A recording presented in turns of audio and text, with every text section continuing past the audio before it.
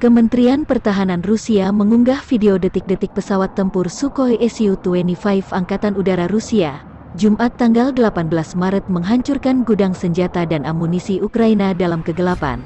Dilansir Tribun Timur, serangan dilakukan di malam hari. Setelah sukses dengan misinya, pilot tank terbang kembali ke pangkalannya. Sukhoi Su-25 juga dijuluki si burung gagak karena sangar. Su-25 merupakan pesawat penyerang nan tangguh asal Rusia yang memiliki mesin jet turbojet R-95 non-afterburning ganda.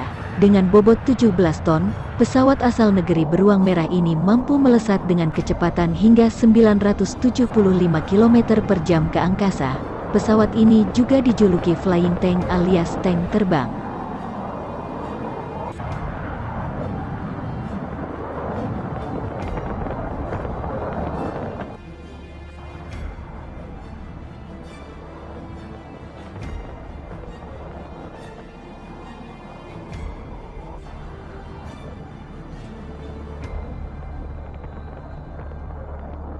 Terima kasih sudah nonton.